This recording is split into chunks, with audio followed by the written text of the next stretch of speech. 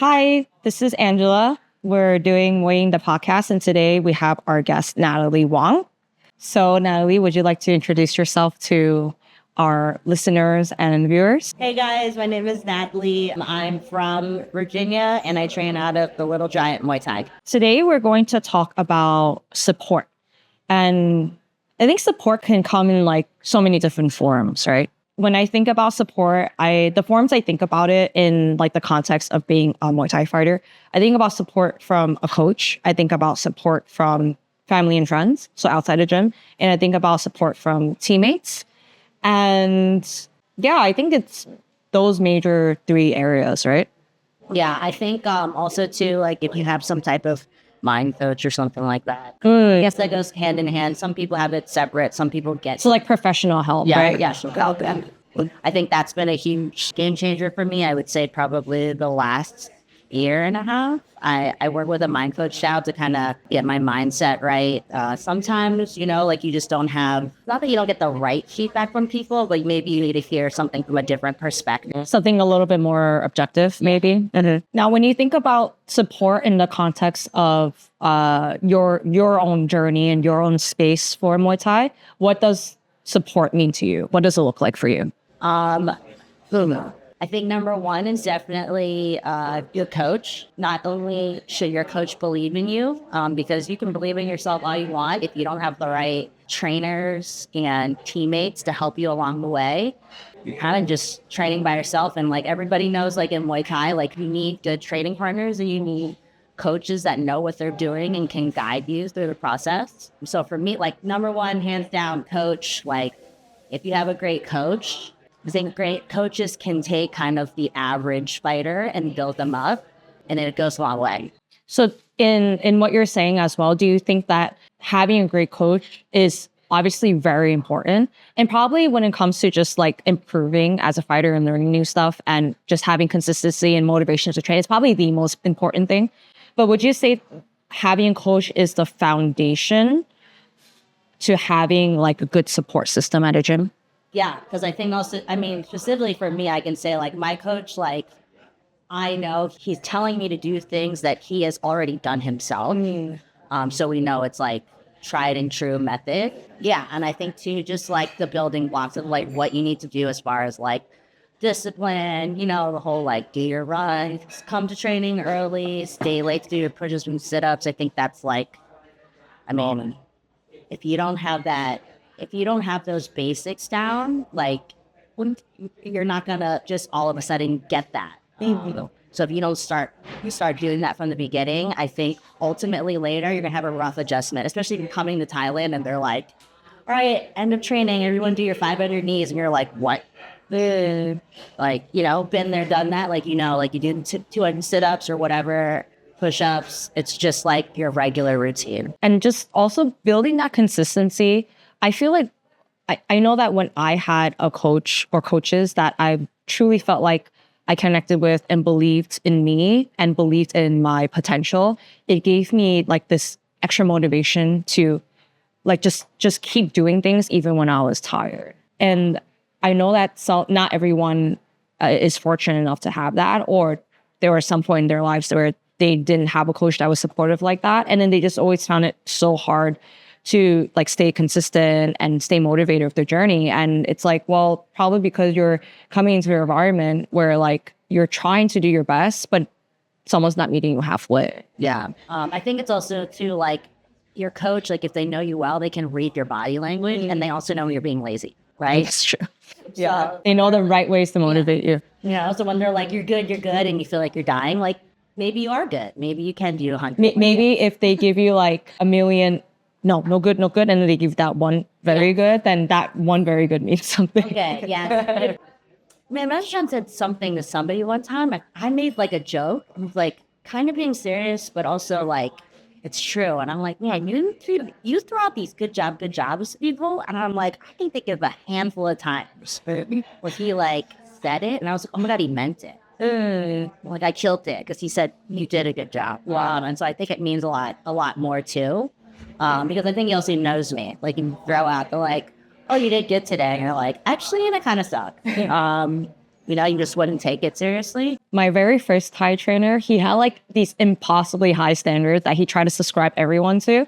So it was everything like, no good, no power, not fast enough. You know, everything was just like, no, no, no, no, no.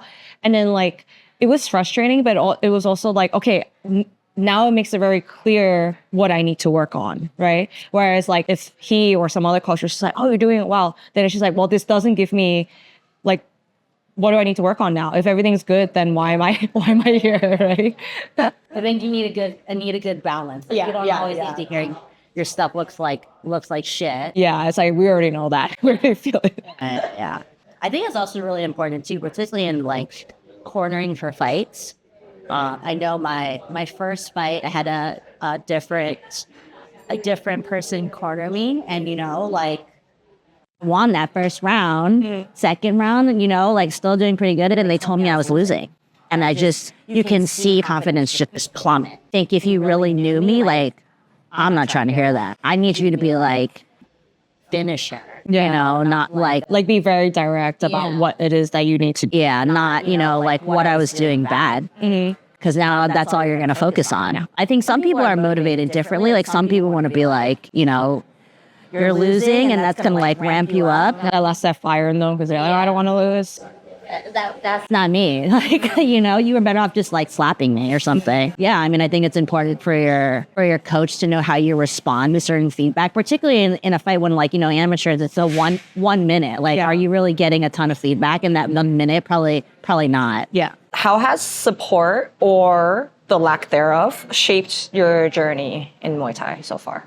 You know, I think some people surprise you, and you know, if you don't always get the support that you need in the environments you expect, like maybe you don't have the right teammates who can really relate to you. You know, there's always a few of your friends. It's probably, you know, some of your close ones. They may not understand fighting, but they understand who you are as a person and maybe like where your mind is during fight camp when you're super grouchy and like, you know, when you're like waking up in the middle of the night, like, why am I doing this? You know, you do have certain friends that you can reach out to and like, they're like, no, you're doing something that others, you know, can't or won't do. So I think that's really important. I think having teammates who have been through the process, particularly the experienced ones, I mean, it kind of comes with the territory. Like if you're one of the experienced people in the gym, you do have I guess it's an obligation to like look out for some of the newer fighters and also to kind of like reassure them or like keep them in check and let them know like, this is what fighting is. And I think particularly for me too, like our gym, we don't have a ton the gym is relatively new still. We do have a very small fight team. And I think, you know, just watching some of the newer fighters come in and just like doing the whole mental check of like, you know, a lot of people will just say like, oh, how's camp? Like, are you ready to fight? Like those type of questions from new people are not really checking in on those fighters. Like they're just having a conversation. But I think some of the more experienced people, like read a check in with some of the newer people, I think it goes a long way. You know, like every once in a while you find something out new. Like they're like, oh, I was really tired. And I'm like, well, what did you eat before training? And then you find out they're not fueling correctly. When you say like obligation, do you say that because like you feel obligated to help new fighters at your gym? Or do you feel like it's something all people should do in order to look out for each other, in order to build this supportive environment? I think both. And I think also too, because I have I came up in a karate background. Like I started out when I was like 5. Like that's just what you did. Like you eventually became a instructor and you taught the newer people, and then you saw the people that you taught from like white belt to black belt, and you like want to see them grow. And so you want them to like, I don't know, you want them to get better. So, you know, for me, I would hope that other people would want that. I know certainly for me, like I did have a few more senior people kind of like look out for me, and like that helped. I mean, that's what really, you know, she was the one who like encouraged me to fight real. And I think, you know, some people don't realize like with your experience, like, you know, you say the right things to certain people, like that goes a long way. Yeah, I agree. I'm trying to think of like when I first started training and fighting, if any of the more senior, more experienced fighters try to look out. But I just feel like it was always like from my experiences, it was always like such a mixed bag because I remember like a handful of people that really went out of their way to like be like, oh, hey, you know, don't drop your hands, or hey, I'm catching you with this when we're sparring, so therefore don't do this. Or there were some people who like saw me show up every day. It was just like, hey, let's hit pads together and stuff. But then there was also like, unfortunately, a lot of people where, oh, whatever, look at this beginner, and they would try to fuck me out during sparring, you know what I mean? So I do feel like no matter how good the gym is and no matter how good the fighters are, it's like, I don't know how to say it. It's like people are going to be who they are, but I also feel like in a way it's like the coaches or head coaches maybe also part of their obligation to kind of steer people away from like certain bad habits. Yeah. Definitely a gym close. I mean, I would say like training at the Bear too, like In Chiang Mai, you know, like after a week or two or like training there, like you can tell like all the other fighters like, oh, I want to pitch in. Let me spar her, you know, and I think that it definitely gives more of like the team, like you're not the only one fighting in the ring, like everybody is coming to help you fight. And so that's like everyone can put their hand in and be like, oh, we worked on that. You know, we worked on helping her check the kicks or not check the kicks, you know. Yeah. But whether or not you do is a different story. You know, at the end of the day, like, you know, like, oh, I kicked her 10 times and then she realized she needs to check her kicks more. Like, yeah. I think in some way everyone's kind of like, oh, I got to help her a little bit. You're talking about how everyone wants to pitch in and everyone wants to have some part of it, no matter how small. Like, how is that different from maybe some of the other places you were at during your entirety with Muay Thai since the beginning? I mean, I think the most like obvious example, at least for me, is because they all come to your fights because they feel invested, and so they're actually there. And so for me, like, I had to travel for fights back home, and like, you know, most of the time it's just like me and my coach and like maybe one or two people there in the crowd. Like, you don't get that like people aren't cheering for you, like who really know you. And here it's like, you know, you go to your fight and like all the trainers are there, all your teammates, like even some of the like beginners who you don't even really, you know, they come in there cheering for you. You're like, oh, this is nice. Is this what it's like? So I was at two pretty large gyms, and then before I moved over to like a smaller gym. And at the first two very large gyms, I had the most support for my trainer, the person who trained me, and maybe some friends that happened to be at the gym at that time. So I was just so used to like me going to fights with just me and my trainer and a couple people. Just me, my trainer, and a couple people. And for me, it was like the other trainers didn't give a shit. The other fighters, like, they never went to my fights unless they had to help corner or whatever, you know? And then when I moved to the gym that I'm currently at now, it's like they roll like 20 deep. Yeah. Whenever anyone fights, they roll like 20, 30 deep anytime. And it's just like, you all like really came out. Yeah. And it's just such a different feeling to really feel like every single person in the gym has your back in some way, as rather than like just your trainer who believes in you. Because it's like you go out to your gym and it was just like, oh, did you fight? Yeah. Oh, did you? Yeah. Oh, like what happened in a fight? You know what I mean? It was, so. Yeah, definitely can relate to that. Also, like, I mean, I can think they're like, they videoed my last fight and you're able to see my corner while I'm fighting. And I mean, like, that alone. Were they all like? They're all like, you know, like they're like they're having a good time, you know, and you can tell like they care, you know. And I was only with them for like a pretty short time in comparison to other fighters. I don't live here, and it was like you're like, oh, like they're like excited. They're excited to see you throw that kick and like land it, you know. Like, don't get me wrong. Like when I go and travel, like of course, like at the end of the day, like if my coach is the only one that can come with me, that's who I want. Yeah, of course. Like that's like the bare minimum. Like the bare. He's like, yeah, you know, some people don't care about who's in their corner. They're okay with like do that. I'm like, no. It needs to be the person who trains you and understands you. Yeah. My security blanket, I need Majshan with me, and that's it. I'm the same way. Yeah, I don't care. We don't need a second corner. I don't need you to like ice my shoulders. One time, my first Thai trainer, I was gonna fight, and he told me like in the morning he wasn't gonna come corner me, and I just like immediately I like froze. And I just started crying. He's like, why the fuck are you crying? I'm like, if you're not coming, I'm not going to fight. He's like, what the fuck? It's not that big of a deal. Anyone could corner you. I'm like, no, I'm not going to. Oh, you need that.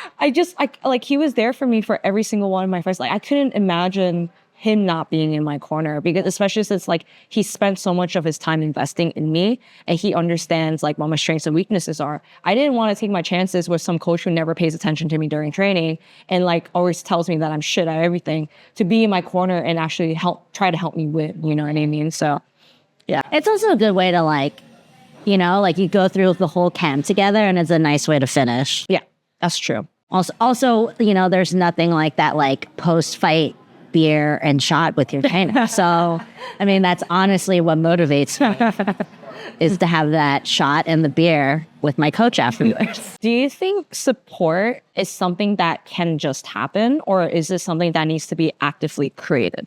Yeah, and I think it really needs to come from your coaches and trainers, right? Like, I think a lot of it has to do with, you know, has to be by example. And, you know, some people catch on real quick. I would say the majority of the people, like, it's kind of, it's slow, you know, because support is one of those things where, particularly for fighting, like, you have to put the fighter first. And if you're not the one that's fighting, like, you do need to learn how to not make it about yourself.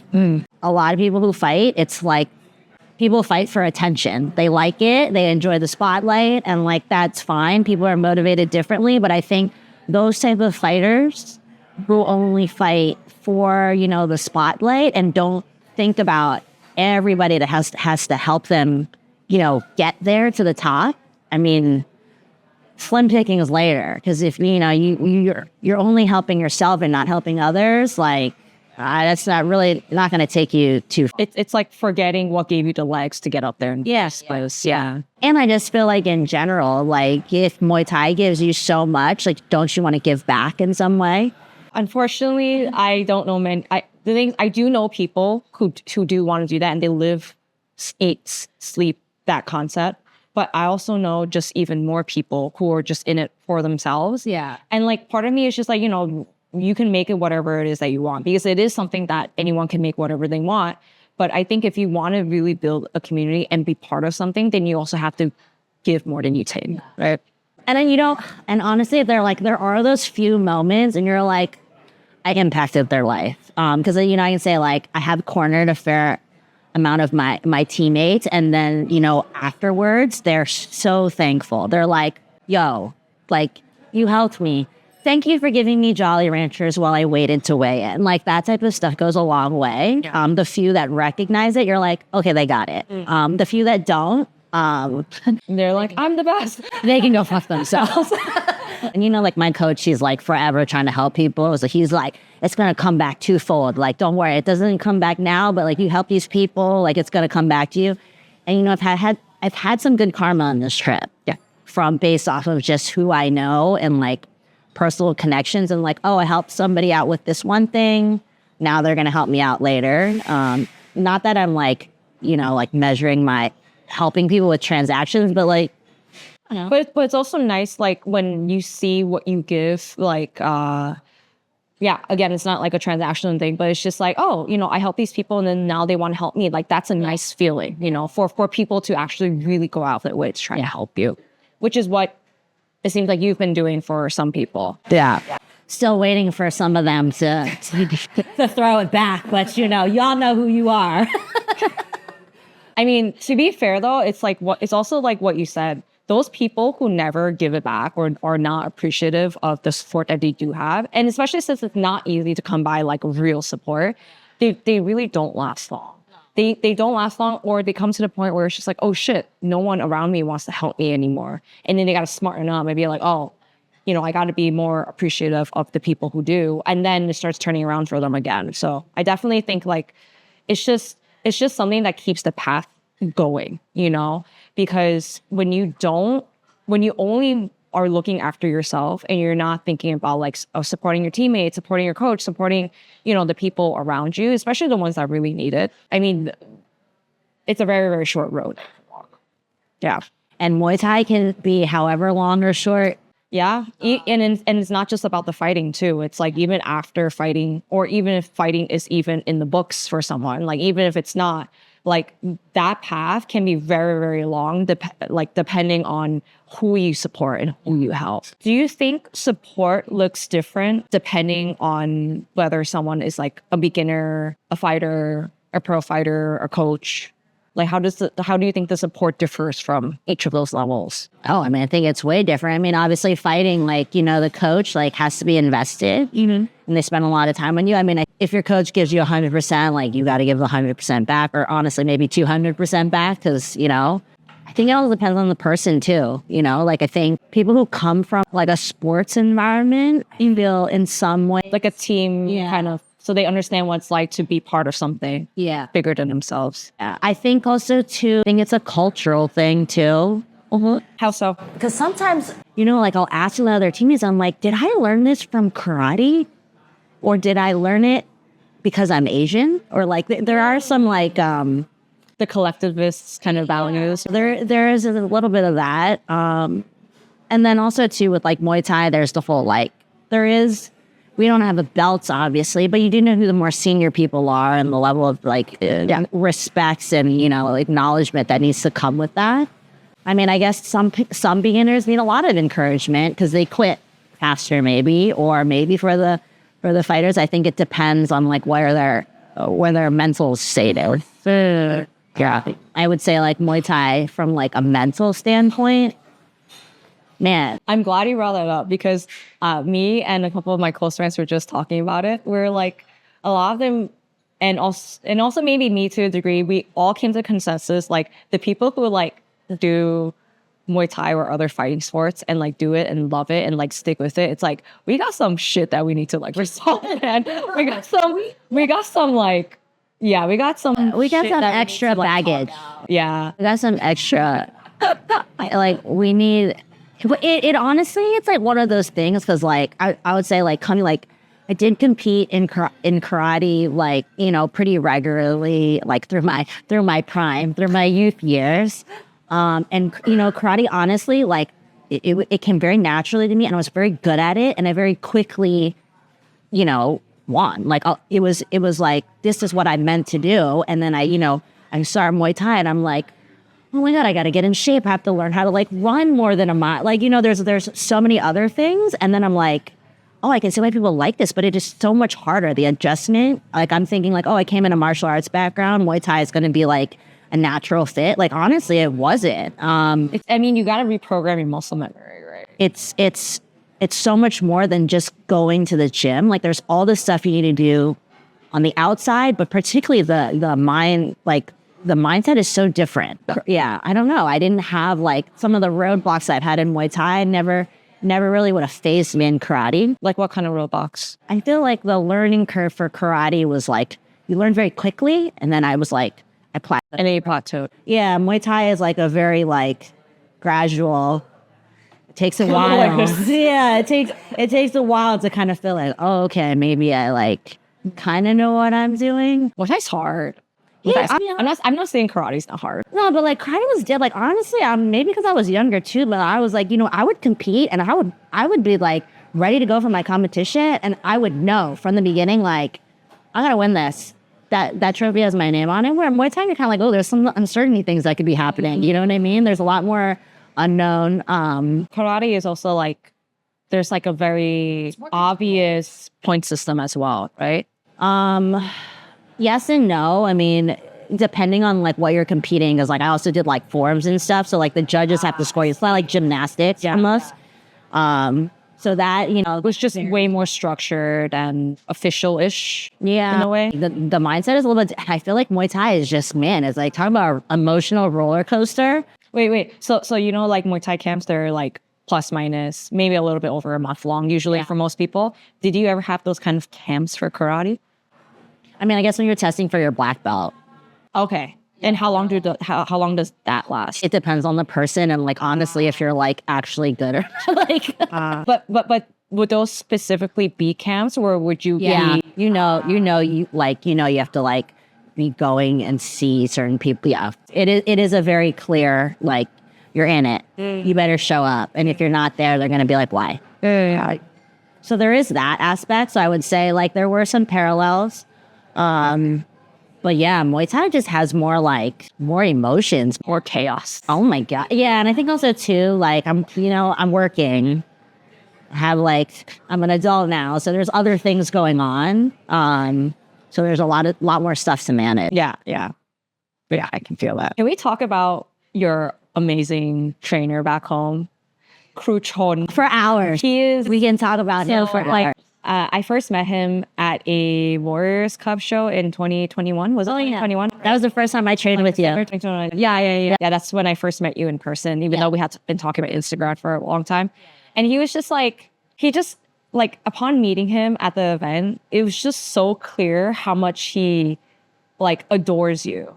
And obviously it's not in like a romantic way, but it's just like he like adores you as like his student. Like he's just so proud of you, even though like he was just like, yeah, she's stuck in the clinch. She needs to go to Thailand and work. I remember that conversation. You two talking in Thai about me as I stood there. Like, you're talking about me, right? I was like, well, obviously, but it wasn't like him trying to make you feel bad about yourself.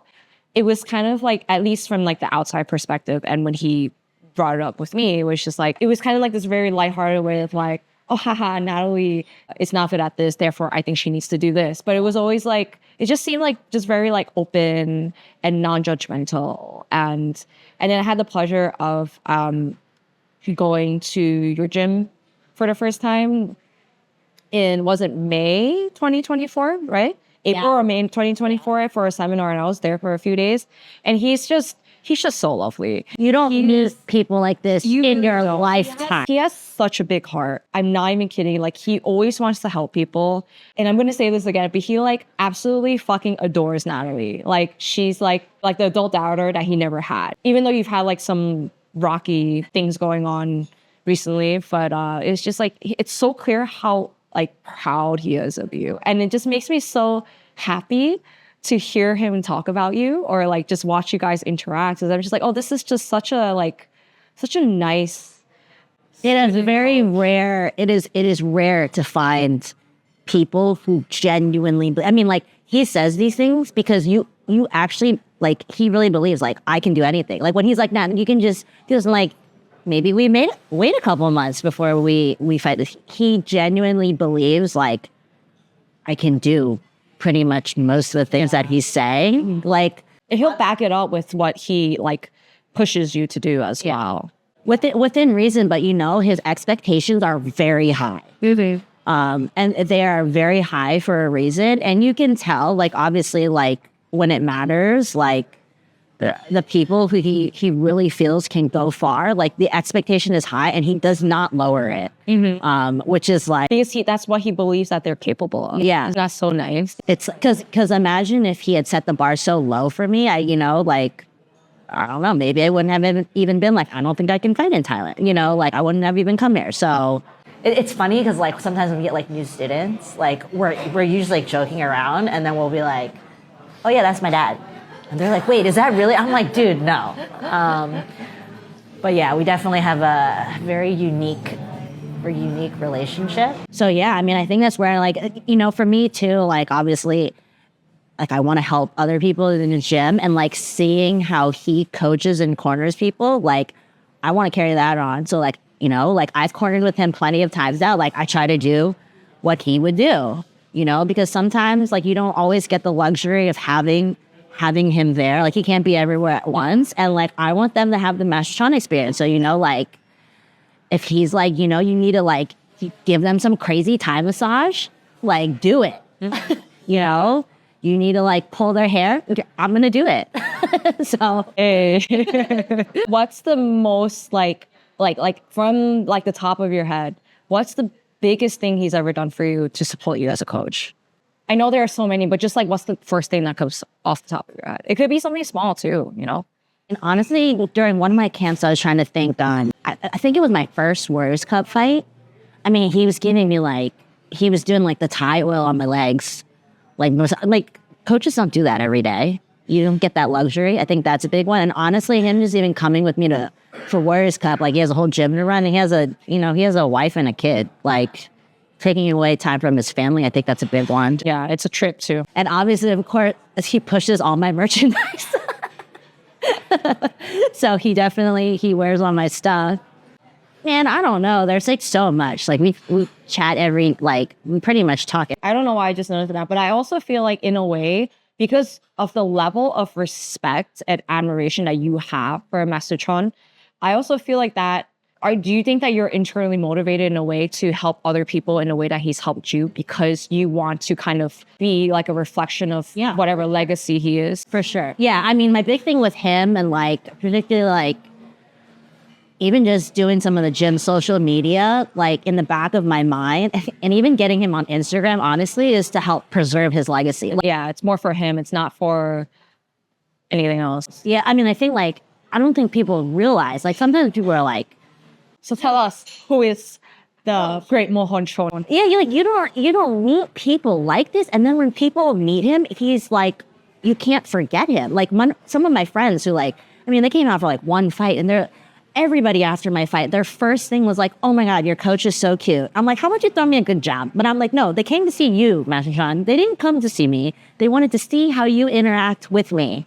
Like they want to see that because he is genuinely like invested. Mm-hmm. He doesn't expect anything in return. You know, he'll give you everything, so and he doesn't even care if you're like, you know. So yeah, I don't know. He's the best.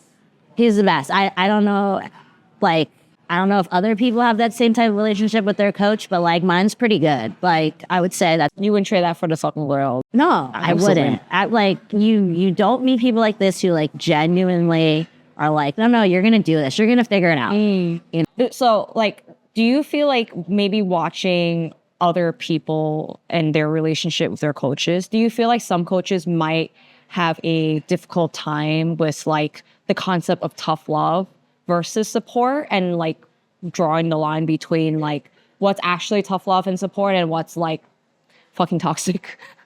I mean, I also think it has to do with like you really knowing your fighter and knowing like how they're gonna respond almost. Like you can't like predict people's like behaviors, but like, I mean, generally, if you know somebody's like a little bit soft, like you repeatedly telling them they suck every day is probably not gonna be the best motivation to get them to like want to improve their switch kick. Mm-hmm. You know? Yeah. I mean, I know like from cornering some of like my teammates and stuff, like I know which ones I need to gas up before their fight. And I know which ones I need to be like, yo, you need to fucking wake the fuck up, you know? But there are some of my teammates, like I need to be like, before they get in the ring, I know, dude, they don't have shit on you, you know, like you train with the best. I've seen you work hard. Like they want to hear that. They need that positive reinforcement. They need that confidence. Yeah. And other people are like, no, slap me if I need to be woken up. And I'm like, no problem. No problem. I can do this for you. So I think that, yeah, the toxic thing also comes with like the coach themselves, right? What's their ego and what's their motivation for coaching? Yeah. It's also similar to what you were saying about some people's reasons for fighting or whatever. And then it's like, everyone has their own reasons, but it's like what you were just saying about the coaches. Like if they're in it for like fame or power or like, I want people to know me, then maybe their coaching methods are not always going to align with something that's best for the fighter. Yeah. And Master Chon is really all about like people getting better. Mm-hmm. And it's very like, oh, like, well, what's the phrase? It's like you don't lose, like you get experience, whatever. Yeah, that within a certain extent, like you know, at some point, like, but yeah, he's always about like improving, getting better. You know, I feel like that's really important though, because if your coach, because I'm just trying to think like the differences between a coach who generally just wants you to improve and then a coach who only cares about if you win or lose on paper. And then the thing is, like, with the winning and the losing, there's just so many other factors out of your locus of control, right? I mean, how many fights have we watched where someone clearly got robbed or whatever? Like, can you imagine winning a fight but, like, losing it and then going back to your gym and then, like, your coach is, like, berating you because you lost? You know what I mean? I mean, I could talk for hours about him. About Master Chon. He's the best. I mean, everyone should just go, like, even, I think it's just personality, and he just understands how to motivate people. I don't know, and he has, like, a zillion fights, and he's, like, you would never think. He's super humble. Yeah, he is that guy, but he is that guy. Yeah. And it's very obvious. So, like, we go to, like, any type of Muay Thai event, and I'm just, like, the sidekick walking around, and I'm like, this is great. Mm-hmm. Like, everybody knows him, and, you know. So obviously, I don't think that you experience this at your gym as like someone who receives support differently because of your gender. But have you seen that happen to other people? Oh, definitely. Oh, yeah, that is another plus for him. He doesn't give a shit if you're... What you identify as. Yeah, he just wants to know. But if you're lazy, big problem. He will care if you identify as lazy. Yeah. Fact. Yeah, for sure. No, I mean, I've definitely experienced being like, being a girl and being treated differently, maybe, by other trainers, sucks. And honestly, like sometimes I will go out of my way to let you know that I can do what the men can do. Just, So yeah, I mean, I think it's unfortunate and like, yeah. You would hope we wouldn't have to deal with things like that. But here we are. Yeah. It's so refreshing to hear from you, especially given like you have a Thai trainer. I'm not trying to like rag on Thai people, but it's just like living here. And also like you've been here for a couple months now on your second trip. Like you see how differently they treat women as more like as a matter of fact. It's not even like, oh, this like they're not even thinking of it as sexism. They're just thinking, well, no, this it's is the just way we're that just things different. are. Yeah. And also just like think about my own experiences and the ways that I've been treated so different, talked to different, expected less of just because of my gender. It's just always been so fucking frustrating.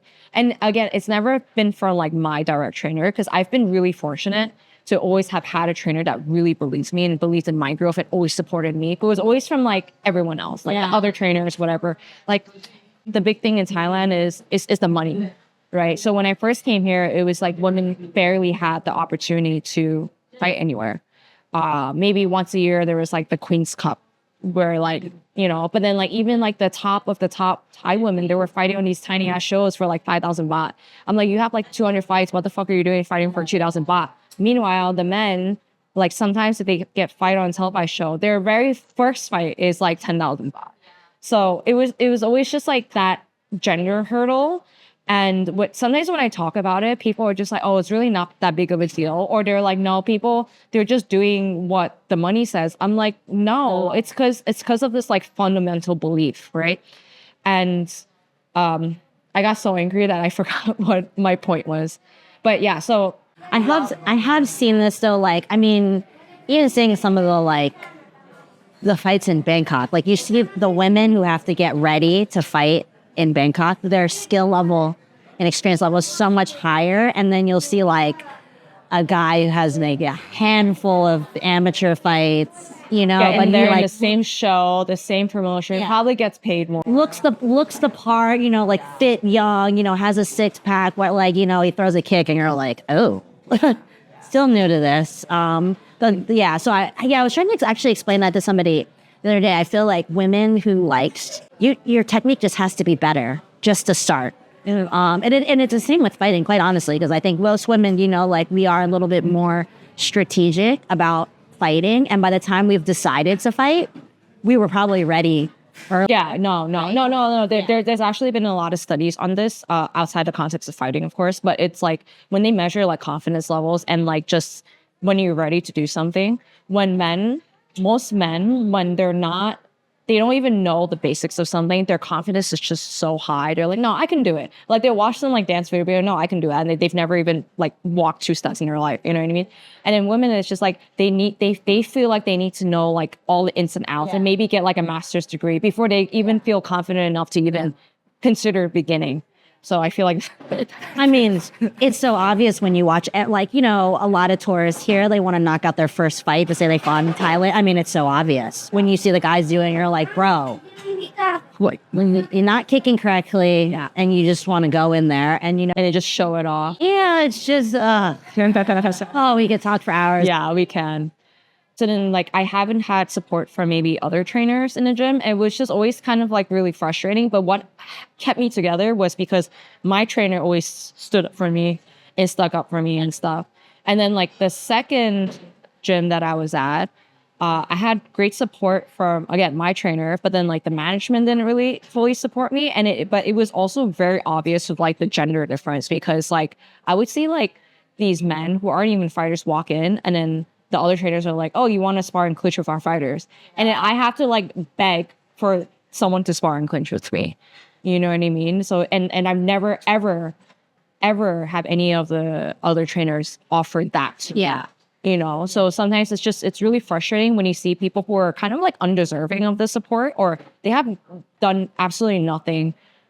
And they get all the opportunity. They get it, and then it's very clearly because of their gender, you know? So I feel like to really have a supportive place where you can really grow and just really love what you're doing, it has to hit like so many notes in terms of support. It can't just be like having good training. Yeah. It can't just be having a supportive trainer, right? It's like everything needs to kind of work together in like a harmonious way, in a way where you feel like, okay, I can walk in here and like kind of just like not have to fucking prove something. Yeah. Fun times.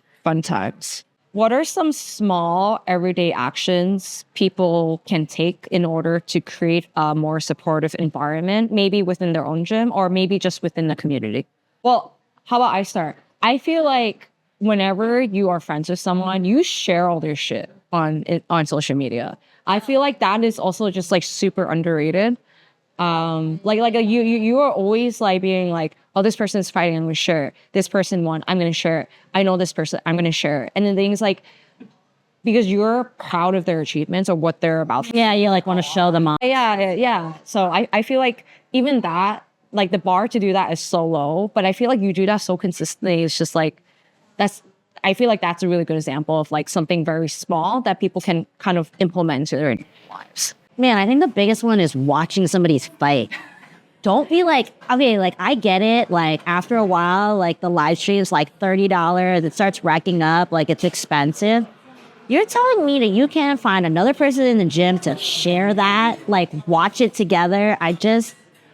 Oh man, you want to talk about pet peeves are people who don't watch the fight and then ask me afterwards for the video. And I'm like, y'all. But yeah, I feel like that's a big one. Like watching, and I get it. Not everybody can travel for fights, attending. I mean, and you know, some people are weird about their, like I would say like honestly, most of my fights, I don't want people to come. Because I don't want all the questions along the way or just people being annoying. Yeah.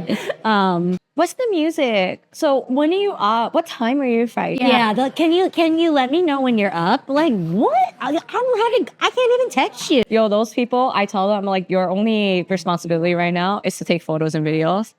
Don't talk.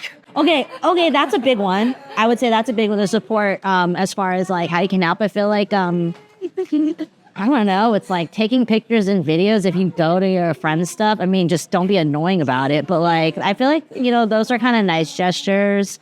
They don't all have to be about attending the fight. I mean, fight camp is tough because everyone is different. And like, you know, like I'm moody the rest of the time. So like my friends know like, hey Nat, how's it going? Or maybe don't ask me how it's going. Like leave me alone. I know that's a slippery slope. I'd say you'd have to know your friend. But going out to eat afterwards is cool. That's always a great way to show the support. True. Or like right after someone fights you, like buy them a beer or offer it. Like I don't drink anymore, but if someone even just like offers like, hey, can I buy you like a drink or something like that? It's just like, oh, thank you so much. Like, no, I don't drink, but you know, thank you for even just offering. You know, I don't. Honestly, like, man, I don't really need people to like tell me a good job, but it is nice for your friends to be like, yo, that was cool. Yeah. The acknowledgement, like I'm honestly not doing it. It's not my friends to tell me. It's like, yeah, thank you. It is fucking cool. You know, like I went up there and they were about to tear my head off and I ended up tearing their head off. And you know what I mean? So, but didn't you send me like this Reels idea that you wanted to do about like supporting fighters and stuff? I don't remember. Yeah, it was just like how much is a ticket? Oh, yeah. Like stuff like that. Yeah, if you can't go, still buy a ticket or watch the live stream so they get credit. I mean, honestly, here's the other thing, though. I've noticed, like, an eruption of, like, all these fighters. Everyone and their mom has a fighter's tee. I've tried my best to buy, but, you know, I have a lot of graphic tees. Like, just... You can and she's a really bad hoarder. I know. I mean, I got, like, everybody's fighter's, t-shirt. I had it. You know, I mean, I guess that's an easy way to support people. You could also just throw them the money and not take the shirt. Oh man, I don't know. I mean, I think for me, I feel like the most memorable type, actually, this goes back to what you asked me. What are the more like memorable things that Maschan has done for me? Is cutting weight. He will stay with you. Yeah, hands down. You want to talk about finding a teammate or somebody who, because, you know, I will say, like, I cut weight by myself because I very rarely am on cards with other teammates. Yeah, same. And also, we don't have like a ton of women in our gym who understand that. I mean, somebody who will sit there with you in a sauna, like, most people. Yo, that's real love right there. It's like, at least spend a little bit of time with you, or like, I mean, he's not always like with me in the sauna, but he's standing outside the door. I mean, it's also a health issue, so, but you know, I mean, that's a great way to help your teammates. Like, honestly, like, and if anything, it's more for like the moral support, you know, because cutting weight's hard. cutting weight. It's mentally so draining. And I know my teammates. I've helped several of you cut weight. I know you appreciate me sitting there and wiping your sweat off. I know it. While you're like this and your eyeballs about to pop out of your. That is a thankless job. Okay, let me tell you, having to towel your teammates off. I'm talking about, Mew is a big one. I thought you were gonna call people out. Oh, I'm gonna call them out because they know I've helped them cut weight. Mew, Ayan, Claire. I will have the handful of people, and they know it. And I think I'd honestly, if I had to choose between my teammates coming to my fight or helping me cut weight, I would pick the cutting weight. I don't care if you don't watch my fight, but the cutting weight by yourself is rough. I don't know what other support. I mean, don't say stupid things like Like what? What's the stupidest thing for? I'm trying to think what are the like early on when I was still like very new to fighting and my friends obviously didn't know, like they would ask me the dumbest questions. I always get questions that, okay, maybe like from their perspective aren't dumb because they just really don't know any better. But then like when you're in the middle of cutting weight, it just feels so fucking stupid. But it always comes from non-fighters because they've never been through it. They don't know how it feels. Like one time after I cut weight, I was sitting in my room dying. And then the girl who like happened to be my roommate at the time, she comes in, she's like, "Are you okay?" And I knew she meant it like with well intentions and stuff. But then I was just so like over it. And I was like, I just ignored her. I was just like, I'm not spending any energy saying a yes or a no. Like I just like, no, obviously I'm not fucking okay. You know what I mean? I can think of so many stupid questions. I mean, how much weight do you have to lose? Oh, that's not that much. That's a big one. And it's all, I mean, honestly, it's always from a big person. And you're like, how do you know? You're not me. So that's a big one. Do you know anything about your opponent? The worst was what I got one time from my front desk person in my condo. They were like, "Are you worried about getting your nose broken?" And I was like, "No," but now it's in my mind. Are you worried about getting hurt? It's like that boat has sailed a long time. What does your mom think about Ishiro? That's a bit. Obviously does not approve. What mom does approve? Come on. Why? Like, why do you want to do this? But why? And my favorite comment that people tell me is, "I would never want to do that." Motherfucker, I didn't tell you to do it. Exactly. Nobody told you. Nobody asked you to do it. You don't have to do it. Newsflash, you don't. I feel like the big ones are like, read the poster. Yeah. You know, read the poster. Like what day are you fighting? What time is our doors going to open? Yeah. What time are you fighting? Logistical, all that logistical stuff. Don't ask me what time I'm flying, whatever, like mind your business. Oh, the other big thing, my sister started helping me out because she knows how I am. She's like, "You can tell them they can ask me the questions. Yeah, ask a teammate." Actually, you know, when I fought in New York last time, I made an Instagram post with like FAQs about whatever. I've done that before too. And then I just made it. And then a bunch of people commented, they were like, "Oh, this is the smartest thing ever." Because a lot of these things are like just really repetitive. And now you can just share the post with them. Yeah. And I'm like, that's exactly why I made it. Because the thing is, fighting in Thailand, you get less of those questions. Like maybe you get it from trainers, but they just genuinely want to know, like, oh, how much weight do you still have to lose? And I don't mind saying it to them. Yeah. But when it's like me, like the day before weighing in, and then some person who doesn't even know what the hell they're talking about asks me, it makes me like irrationally angry, you know? So like, yeah, I don't know what my point was with that, but People asking dumb questions. I mean, how not to be supportive 101. Well, I feel like, okay, that's a negative approach. it is a intended way to be supportive that is not actually supportive. Yeah. Right? Yeah. So it's like, didn't stick the landing there. So what would you have to say to someone, maybe someone new to Muay Thai, who feels like they don't have any kind of support in the Muay Thai journey? Like, not from their coach, not from their teammates, not from their family and friends. Because I know that I didn't have any support from my family and friends. I had like maybe like 2 or 3 friends who were like, oh, that's fucking cool. You should go and do it. But everyone else was just like, why would you do that? Yeah. And then even my own dad was like, if you end up in the hospital, I'm not going to come visit you. So I feel like the theme for my trip for Thailand this time was like, find your people, right? It's like a big part. Because like, you know, like I'm like, oh, I'm here to train. Like, I'm not here to like hang out and make friends. And then I make all these friends, right? Because you meet all these people who want to have these like same experiences.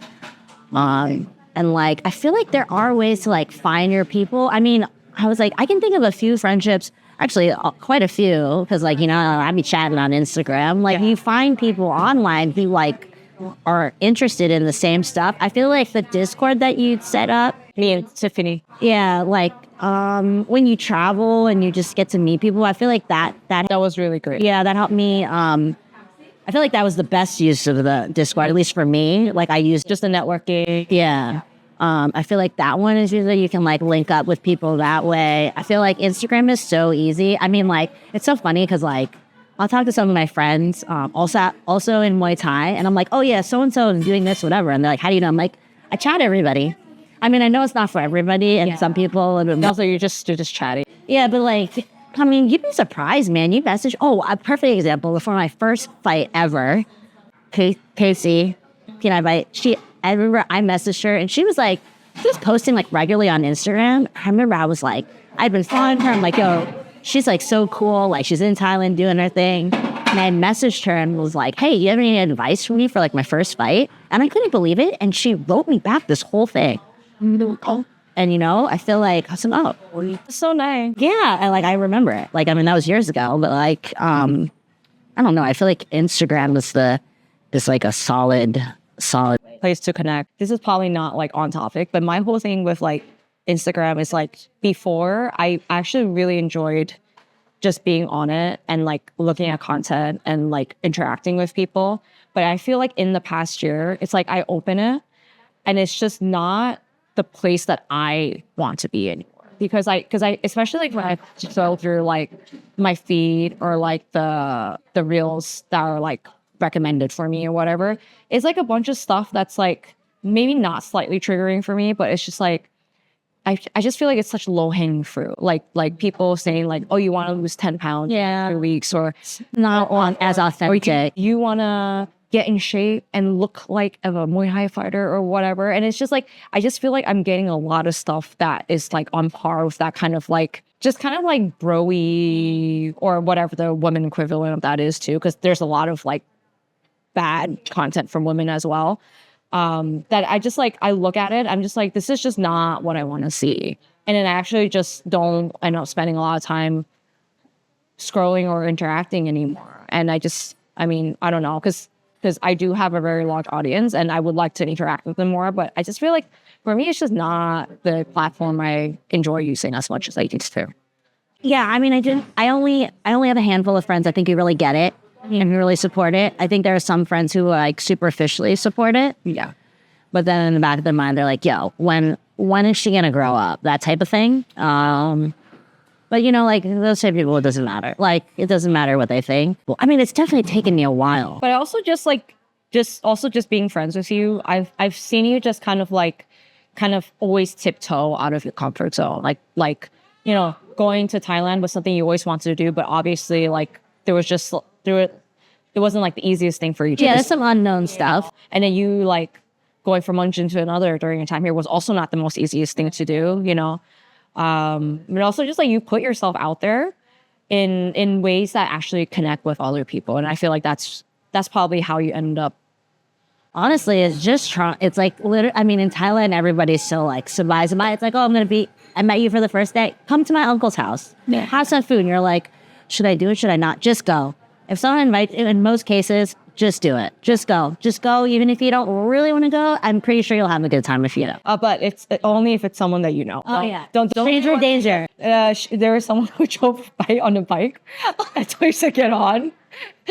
He just I thought he got was on. a trainer. He wasn't even I smart. hitchhiked in Thailand. Sorry, Mom. I apologize. That's the most riskiest thing I've done in Thailand. She didn't even ask who you. Yeah. Oh, I forgot about that. Do you have anything else you want to say on the topic of support? Or do you think we're all supported out? I mean, honestly, like, I feel like people, if they don't feel like they are getting their support, like, I feel like they should, I don't know, at a minimum, you can always talk to a professional if you really feel like, you know, something isn't right. I think a lot of times, like, man, I really think that the more senior people in the gym, though, ultimately, like, I don't think they realize how much weight they have in impacting a lot of the newer fighters or even just their, like, you know, teammates themselves. Like, I can think of, like, the handful of times where I heard a more senior person tell me, like, no, you're doing a good job. Like, you're doing the right things. And sometimes you just need that reassurance. And honestly, like, you don't want to hear it from your friends. You want to hear it from somebody who's been there. So if you can't get it from your coach, I am sure there is somebody on your team. Yeah. You know, like, if you can find a mentor. When I see like younger people, especially like teenagers and stuff, and when I see them going through it and just beating themselves up, or I just remember how I was at that age, and I remember how fucking tough it was to be dealing with all these things at once, and then and on top of that, they're trying to like fight and train, you know, whatever. So it's even more layers to it. I always try to go out the way. Like last month, there was a girl who came to visit us at the gym for like a week or so from Phuket, and she had really slept the night before. She showed up to the gym like a little bit later than she usually does, but like nobody cares, right? Yeah. She's the only one who's caring and beating herself up, and she's not doing as well as she wanted to, like on the pads. And they were like, you know, harder, yelling her and whatever. And she's just like, you could tell she was just about to cry.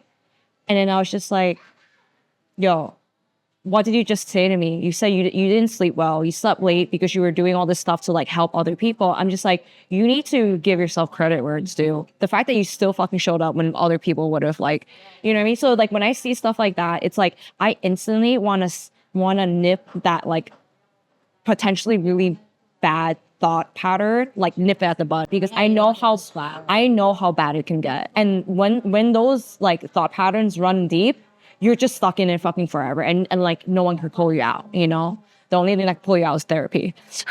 So when I see it, it's like, yeah, I feel like if people just remembered how much they struggled and just gave other people the same grace, because some people are just like, oh, ew, beginners. I'm like, you were a fucking beginner once too. Especially with like the whole like New Year's resolution stuff. Like, oh, there's going to be a bunch of like, you know, I'm just like, well, once upon a time, you were also someone who just wants to learn. And I'm like, why are you all of a sudden being like, you know, like that's not supportive to the community. That's not supportive for the growth of anything, right? Yeah. That's my 2 cents. That's my message for some of the more experienced. But like, I don't think people really realize like people do look up to them. I mean, even for me, like I'm definitely more senior than some people in my gym. And sometimes I'm shocked when people are like, oh my God, you motivated me to do X, Y, and Z. And I'm like, oh, I never even, whatever. And they're like, no, I just watch you. I watch you training in the gym and how you are. And you're like, oh, somebody noticed. And you're like, oh, people are seeing what you're doing. Like, you do have an impact. You know, you can choose to be. People are watching. Yeah.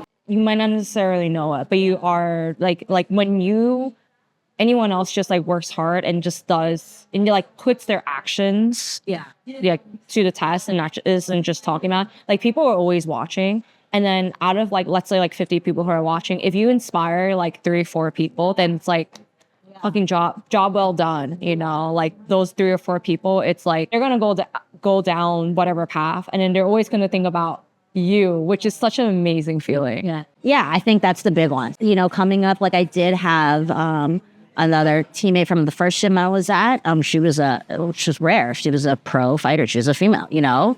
And she was the one. She was like, you should raise, the coach asked everybody, like, who wants to fight? You know, and I was just coming to fight team and just like wanted to train. She's like, you should raise your hand. I mean, you're like, that literally made me start fighting. It's crazy. Just someone giving you Just be like, no, you can do this. Are you going to come to the fight team? I was like, I didn't know I could come. You can come. Oh, you never, yeah. I love hearing women support women, especially. It's really rare. Like I guess it's really rare to have female teammates, and then on top of that, who like been there, done that, and like can let you know, like, no, you can do this.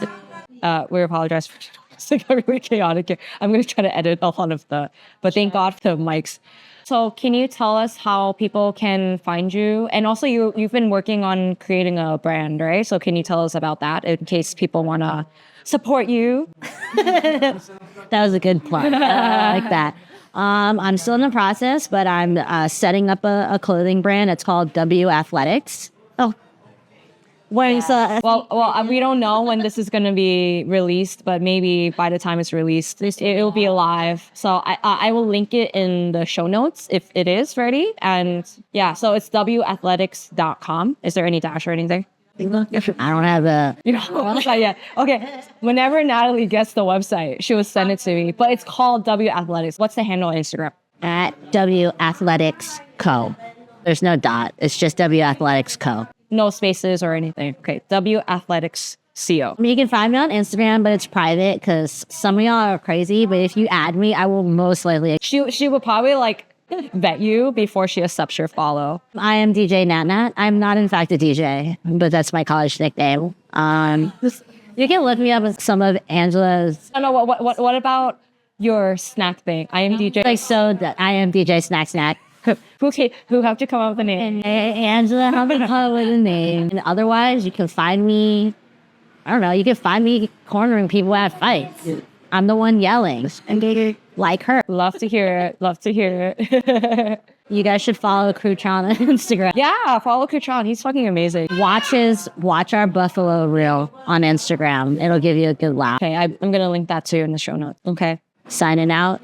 Yeah, signing out. Thanks for having me. Oh, well, thanks for reminding me that we were going to do this because I forgot. Okay, see you in the next one.